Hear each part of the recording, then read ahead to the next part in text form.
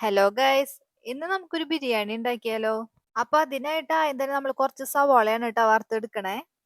കുഞ്ഞിതായി അരിഞ്ഞ സവാളയാണ് കേട്ടോ ഓയിലിട്ട് വറുത്തെടുക്കണേ.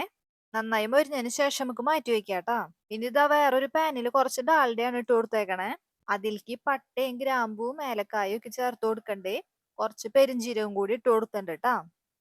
അപ്പൊ ഈ മസാലകളൊക്കെ ഒന്ന് മുറുകി വന്നതിന് ശേഷം നമുക്ക് ആവശ്യത്തിനുള്ള വെള്ളം ഒഴിച്ചു കൊടുക്കാം.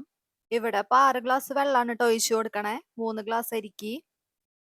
വെള്ളം നന്നായി തിളച്ചു വന്നതിന് ശേഷം നമുക്ക് അരി ഇട്ട് കൊടുക്കാം ട്ടാ. ഇതിലേക്ക് ആവശ്യത്തിനുള്ള ഉപ്പ് ചേർത്ത് കൊടുക്കാം. പിന്നെ കുറച്ച് കളർ ഉണ്ടാവാനായിട്ട് ഇത്തിരി മഞ്ഞപ്പൊടിയും കൂടി ഇട്ട് കൊടുത്തിട്ടുണ്ട് കേട്ടാ. ഇനി നമ്മൾ കുറച്ച് ക്യാരറ്റും കൂടി ഇട്ട് കൊടുക്കണ്ടേ. അതുപോലെ തന്നെ ബേ ലീഫ് ഇപ്പോഴാണ് കേട്ടോ ചേർത്ത് കൊടുക്കണേ. അപ്പൊ അതേ നമ്മുടെ വെള്ളമൊക്കെ നന്നായി തിളച്ചു വന്നിട്ടുണ്ട്. ഇനി അതിലേക്ക് അരി ഇട്ട് കൊടുക്കാം. എല്ലാം കൂടി നന്നായി മിക്സ് ആക്കിയതിന് ശേഷം നമുക്ക് അടച്ചു വെച്ച് വേവിക്കാം ട്ടാ. അങ്ങനെ ദേ നമ്മുടെ ചോറൊക്കെ ഒരുവിധം വെന്ത് വന്നിട്ടുണ്ട് ട്ടാ. ഇനി നമുക്ക് ഇതിലേക്ക് കുറച്ച് എസൻസ് ചേർത്ത് കൊടുക്കാം. പിന്നെ ഇത്തിരി പൈനാപ്പിളും കൂടി ഇട്ട് കൊടുക്കണ്ടേ. ശേഷം നമുക്ക് 1 ടീസ്പൂണോളം നെയ്യും കൂടി ചേർത്ത് കൊടുക്കാം ട്ടാ. അപ്പൊ നല്ല ടേസ്റ്റ് ഉണ്ടാവും നമ്മുടെ ബിരിയാണി. ഇനി എല്ലാം കൂടി മിക്സ് ആക്കി സെറ്റ് ചെയ്തതിന് ശേഷം നമുക്ക് ഇതിന്റെ മുകളിലേക്ക് വറുത്ത് വെച്ച സബോളയൊക്കെ ഇട്ട് കൊടുക്കാം ട്ടാ. പിന്നെ കുറച്ച് മുന്തിരി വറുത്ത് വെച്ചിട്ടുണ്ടായി അതും കൂടി ഇട്ട് കൊടുക്കണ്ട ട്ടാ. ഇത് നമ്മുടെ വീട്ടിലുള്ള ഒരു ഇലയാണേ. മല്ലിയിലയ്ക്ക് പകരം നമ്മൾ യൂസ് ചെയ്യണ ഒരു ഇലയാണ് ഇത്.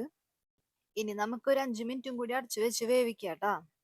അപ്പോഴേക്ക് നമ്മൾ ചേർത്ത എസൻസിന്റെയും ആ ലീഫിന്റെയും ഒക്കെ അല്ല ഫ്ലേവർ ചോറിൽ പിടിച്ചിട്ടുണ്ടാവും ട്ടാ. അതിനുശേഷം നമ്മുടെ ബിരിയാണി അപ്പൊ സെർവ് ചെയ്യാം. ഇവിടെ അപ്പൊ റൈസും ചിക്കനും ഒക്കെ സെപ്പറേറ്റ് ആയിട്ടാണ് ട്ടാ ഉണ്ടാക്കാറ്. ഇവിടെ ഇങ്ങനെയാണ് ഇഷ്ടം.